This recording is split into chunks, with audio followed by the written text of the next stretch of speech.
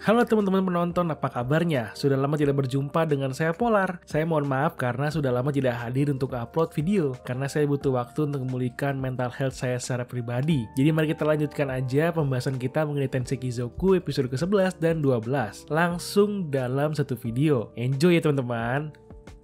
Di awal mula, kita bisa melihat keadaan dalam hutan yang terlihat terbengkalai. Disitulah ada goa yang berisikan banyak monster yang ternyata adalah tempat dewa jahat Aron disegel, dan mulai bisa merasuki seekor naga yang makan segel dewa yang ada pada dirinya. Tentu hal ini membuat Aron bangkit, walau tidak sepenuhnya, tetapi itu saja sudah bisa mengacaukan dunia hanya untuk kesenangannya saja ya teman-teman. Di sisi lain, ada Kain yang mulai bersekolah lagi dan sedang mempelajari sihir pemanggilan teman-teman. Pada awalnya, memang Kain yang sudah sering kali diasingkan langsung mulai memisahkan dirinya ketika dipanggil oleh sang guru, tapi ditahan karena mereka akan belajar mengenai sihir summoning yang akan diajarkan oleh Grat, sang penyihir dari kerajaan. Grat mulai menjelaskan mengenai sihir summoning yang memiliki dua sisi. Satu sisi membuat kontrak secara langsung dan satunya lagi dengan kertas sihir. Tentu mereka belajar langsung memanggil monster dengan sihir kertas. Sayangnya, tidak semua monster bisa diajak untuk berteman karena tergantung mana yang dimiliki orangnya. Baru deh bisa dengan mudah untuk membuat kontrak ya teman-teman. Tentu saja ketika giliran Kain mulai memanggil panggilan monsternya, yang keluar bukan monster, tapi malahan iblis. Mana bukan iblis biasa lagi kan? Kain langsung bisa memanggil Raja Iblis yang tiba-tiba dipanggil olehnya. Kain mengira bahwa sang Raja Iblis ini adalah bawahan Aron. Namun saat Raja Iblis mendekati Kain, dia malah langsung menundukkan kepalanya untuk berlutut karena dia sudah melihat status Kain yang memiliki status pilihan dewa, alias sudah menjadi setengah dewa di sini teman-teman. Makanya sang Raja Iblis langsung menerima kontrak Kain untuk menjadi familiarnya dan mulai beranggapan Kain ingin menghancurkan dunia juga. Tapi ya pas ditanya sama gurunya, Kain bilang kalau kontraknya gagal dan gurunya percaya aja untuk sementara. Namun sayang, Grat langsung melaporkan hal itu dengan sang raja langsung. Bukan Kain namanya ya teman-teman jika tidak disomasi sama sang raja. Di sini sang raja langsung nanya ke Kain dengan apa yang terjadi di pelajaran sekolah. Di sini Kain dipaksa untuk memberitahukan dia sudah memanggil siapa dan melakukan kontrak dengan familiar apa. Awalnya Kain juga tidak ingin memberitahu, tapi karena sudah didesak sama mertua, jadi susah ya teman-teman. Langsung deh Kain memberitahukan bahwa dia sudah menjalin kontrak dengan sang Raja Iblis. Sontak saja hal itu membuat raja jadi kaget dan langsung panik karena sang Raja Iblis bisa saja menghancurkan kota dengan mudah. Grat pun langsung bertanyakan status Kain sekarang ini seperti apa hingga dia bisa memanggil sang Raja Iblis. Kain yang mulai memperlihatkan status barunya sontak membuat orang-orang di ruangan menjadi kaget, terutama Grat yang langsung bersujud depan Kain karena sudah bisa mendapatkan status setengah dewa. Untung saja Kain yang baik hati ini tentu bisa menerima dan minta untuk memperlakukan dirinya seperti biasa saja, karena sang raja sekalipun langsung pasrah kalau Kain minta kerajaannya sekarang ini. Tapi setelah melihat status Kain, sang raja malah memberikan sebuah tanah untuk dia kelola dan dikembangkan sebagai tes untuk Kain sebagai cara agar prestasinya nanti bisa dijadikan sebagai alasan pertunangan Kain dengan sang anak raja atau sang putri sekarang ini. Ketika sampai di kediamannya, Kain langsung saja diterpa sebuah informasi mengenai kampung halamannya yang sedang diterpa masalah dengan monster yang sudah mulai menyerang dan memperbanyak dirinya dengan kecepatan yang tidak masuk akal. Kain yang langsung ke rumah lamanya dan bertemu dengan kakaknya di sini, di mana mereka langsung saja membicarakan mengenai serangan monster yang terjadi di sini bisa menjadi yang kedua kali, karena dulu sudah pernah terjadi monster horde. Kain yang langsung sigap ingin melihat keadaan hutan nih teman-teman. Namun kakaknya langsung melarang Kain karena dia adalah seorang bangsawan, jadi tidak boleh sembarangan. Kain pun langsung memperlihatkan kartu erengnya yang membuat kakaknya pun tidak khawatir lagi. Ketika di guide petualang pun bisa terlihat kalau Kain dicemooh oleh resepsionis baru karena mengira Kain itu hanya anak ingusan saja. Tapi ketika diperlihatkan kartunya malah jadi kaget kan dia. Kain pun langsung disamperin oleh Rudy dan dia minta informasi mengenai hutan yang kelihatannya sudah semakin ganas dengan serangan monster yang tiada hentinya. Di tengah pembicaraan, Kain ada bertemu dengan Nina dan Millie yang dipanggil juga untuk membantu pembasmian para monster. Setelahnya, Kain langsung saja pergi ke hutan untuk melihat situasi. Ketika di hutan, Kain langsung saja memanggil semua familiarnya untuk mencari tahu apa yang sebenarnya terjadi di hutan. Sang Raja Iblis pun dipanggil dan dia ada memanggil lagi bawahannya yang seorang pelayan dan bernama Dalmatia. Tapi dia bukan seorang pelayan teman-teman. Ternyata dia pun adalah mantan Jenderal Iblis yang memiliki skill untuk mencari informasi dengan serangga-serangganya. Ketika mencari informasi di dekat daerahnya, langsung saja bermunculan monster-monster kuat yang memang dengan mudah dikalahkan oleh Kain dan dibawa langsung ke Guild Petualang. Ketika di Guild Petualang, Kain pun langsung bisa bertemu dengan teman-temannya yang lain dan mulai memberitahukan apa yang terjadi di hutan. Di sisi Raja Iblis dan Dalmatia, mereka pun terus mencari informasi yang berada di dalam hutan. Hawa keberadaan mereka langsung saja diketahui oleh Aron dan mulai membawa kekacauan dengan mengerahkan monster-monster ganasnya. Sang Raja Iblis pun langsung pergi menuju Kain dan memberitahukan mengenai apa yang terjadi di dalam hutan dan mulai bergegas pergi. Pas mau pergi malah ketemu sama calon istrinya si Kain, si Jenderal Elf Tivana yang pengen ikut juga sama Kain. Namun disuruh sama Kain untuk tetap di kota untuk menjaga sewaktu-waktu jika ada iblis yang lepas dari hutan dan menuju kota yang akan sangat membahayakan para warga yang belum sempat mengungsi. Sesampainya di hutan, Kain bersama Raja Iblis dan Dalmatia mulai bersiap untuk menghadapi para monster horde yang mulai bergerak. Tentu di sini kita bisa melihat sedikit kekuatan Dalmatia yang bisa memakan naga hidup-hidup hanya dengan serangga ya teman-teman. Keren ya.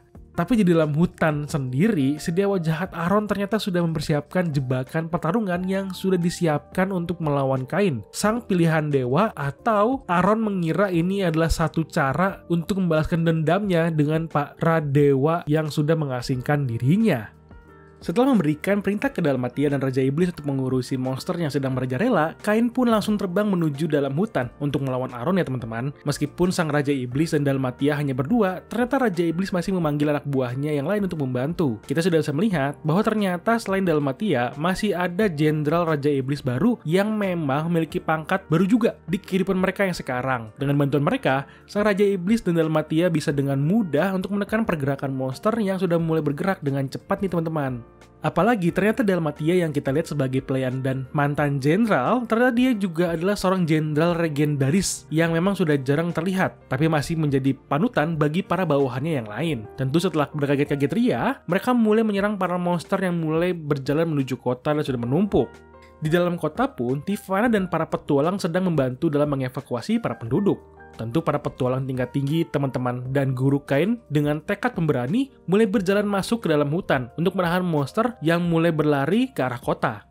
Berjalan ke sisi Kain, di mana dia sudah mulai masuk ke sarang Aron sambil menyerang, hingga dia disambut oleh serangan Aron yang cukup tinggi, di mana Aron sudah merasakan keberadaan Kain dan mulai menyerang tanpa henti, sambil menyemburkan laser summoning yang membuat para monster semakin bertambah tanpa hentinya juga. Dalam pembicaraan antara Kain dan Aron, memang terlihat bahwa Aron sang mantan dewa ini cukup jahat ya teman-teman, karena dia menganggap semua ini hanya game saja, di mana dia tidak memikirkan ada permainan lain gitu ya, daripada menghancurkan dunia. Tapi ya namanya juga orang jahat ya, makanya jadi seperti itu kan jadinya.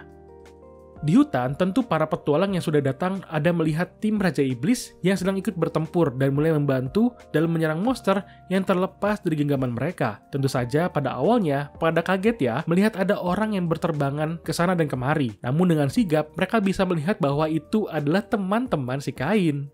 Masuk ke dalam hutan lagi, di mana Kain yang mulai menyerang Aron dengan sihir apinya yang bertingkat tinggi pun masih tidak bisa mengalahkannya. Saat Kain melotot ke arah Aron dengan matanya yang tajam, disitulah Aron ada mengingat mata Kain yang mirip dengan orang yang sudah menyegelnya. Tentu, hal itu membuat Aron semakin murka dan marah ke Kain dan mulai menyerang dengan cepat ke arahnya. Sambil berlari dan menghindar serangan Aron, Kain langsung mensummon Haku dan Gin dengan tujuan untuk menahan Aron dari pergerakan untuk menyerang. Ketika diserang oleh Haku dan Gin, tentu saja hal itu tidak membuat Aron menyerah begitu saja. Dengan mudah, Aron langsung bangkit dan menyemburkan serangannya kembali ke arah Haku yang sudah terbujur lemas akibat dihempas ke tebing dengan kuat. Kita sudah mengetahui bahwa Haku dan Gin tidak terlalu akrab satu sama lain, tapi akibat serangan Aron yang terlalu kuat itu, membuat Gin pun bergegas untuk melindungi Haku dari semburan maut Aron, yang sebenarnya jika terkena makhluk biasa, pastinya sudah hilang dan tidak tersisa dari badan hingga nyawanya kainnya saja sudah melayang entah kemana teman-teman. Hal ini membuat kain yang hanya terbengong saja di langit-langit bangkit dan marah karena teman kesayangannya yang sudah mulai sekarat. Dia pun langsung saja terbang ke arah mereka dan menangkis semburan kuat Aron yang mematikan itu teman-teman. Luar biasa sekali. Tidak cuma kain saja yang sedang berjuang untuk melawan Aron. Di sisi hutan pun bisa terlihat kalau para petualang teman-teman kain tentu saja sedang berjuang untuk melawan monster yang sedang berhamburan, tidak karuan. Meskipun Nina yang sudah mulai kehabisan sihir, mereka tidak menyerah dan tidak meninggalkan siapa-siapa ketika sedang bertarung. Untung saja, di sela-sela ketika mereka terhimpit dengan para monster yang semakin banyak dan tidak berhenti-hentinya, tiba-tiba Tivana datang dengan membawa bala bantuan dari pasukan kerajaan untuk melawan para monsternya teman-teman. Karena jika mereka tidak mendapatkan bala bantuan dari Tivana, mungkin teman-teman kain bisa kalah karena mereka sudah mencapai batasnya untuk bertarung dengan para monsternya teman-teman. Bisa-bisa kain yang burka bisa hancur dunianya ya, bisa malah jadi dark nanti ceritanya ini. Kembali ke kain di mana dia sudah bisa menahan serangan dari Aron dan mulai sadar bahwa dia tidak bisa mengalahkan Aron jika tidak serius ketika bertarung. Makanya, dia mulai melepas segel kekuatannya dengan skill overload, di mana kekuatan kain yang selama ini ditahan olehnya melebar ketika melawan Aron di sini. Kekuatan kain yang besar langsung saja bisa dengan mudah melawan semburan Aron yang mematikan sekalipun. Sampai-sampai membuat cahaya keterangan yang bisa dilihat oleh semua orang di sekitar kerajaan. Saking seriusnya, si kain sampai-sampai membuat Haku dan Gin menahan kaki kain untuk berhenti menyerang. Karena ternyata serangannya itu sudah membuat tanah sampai terbelah dan tidak menyisakan badan Aron hingga tidak tersisa apa-apa. Akibat Aron yang sudah dikalahkan, semua monster yang sudah menyerang menuju kota kembali ke hutan karena sudah tidak ada yang bisa mereka andalkan, alias bosnya sudah mokat untuk sementara gitu teman-teman. Setelah banyak pertarungan sengit walau sebentar, Kain bisa berkumpul dengan teman-temannya yang dia sayangi. Walaupun pada akhirnya disomasi lagi sama mertuanya ketika sudah kembali ke ibu kota kerajaan karena menyebabkan kekacauan seperti cahaya yang menuju langit. Itu sangat terang hingga membuat para rakyat kerajaan ada mengira kalau ada dewa yang turun dari langit sekarang ini. Raja dan semua yang ada di ruangan terkaget-kaget berulang-ulang karena informasi Kain yang menggunakan Raja Iblis dan bawahannya untuk membantu penyerangan monster. Tentu saja ini membuat Raja jadi panik dan lelah mental dengan tingkah laku Kain yang sudah nyeleneh banget ya teman-teman. Pada akhirnya, Kain diberikan hadiah atas kontribusinya sebagai penyelamat kerajaan. Ada diberikan sebuah wilayah untuk dia kelola. Namun orang-orang terdekat Kain malah kaget karena sang raja memberikan daerah Dorintol sebagai hadiah. Wilayah itu terkenal karena permasalahannya yang tidak bisa diatur oleh raja sekalipun. Jadi memang wilayah paling toksik gitu ya teman-teman. Apakah menurut teman-teman sendiri, Kain bisa menaklukkan wilayah itu? Tentu saja bisa. Karena pada akhirnya, Kain yang sudah sampai ke wilayah itu langsung membuat masalah. Dari menaklukkan guild petualang yang bermasalah hingga menaklukkan pengurus gereja yang korupsi. Makanya, Kain bisa dengan mudah mengambil alih daerah Dorintol dengan skillnya yang sangat tinggi yang menjadikan daerah miliknya sekarang ini hingga dia bisa dengan mudah untuk menikahi sang putri kerajaan. Terlihat dari wilayah Dorintol yang sudah bangkit sekarang ini ya teman-teman.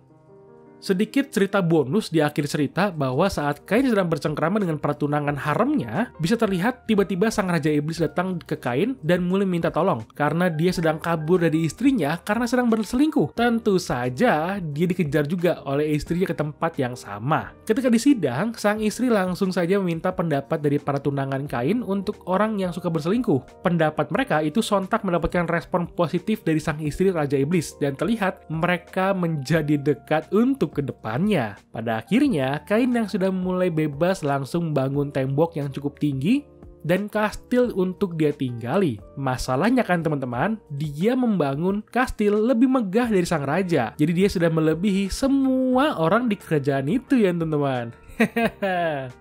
Itulah ending dari Tensei Kizoku ya teman-teman. Akhirnya dari perjuangan Kain untuk hidup dengan tenang di dunia lain, tetap saja diganggu juga dengan orang-orang di sekitarannya. Namun tentu saja hal ini belum menjadi ending pasti karena mungkin saja kita bisa melihat lanjutan dari seri ini untuk kedepannya. Terima kasih untuk teman-teman yang sudah menonton. Jika suka dengan video ini silahkan di subscribe dan di like videonya ya.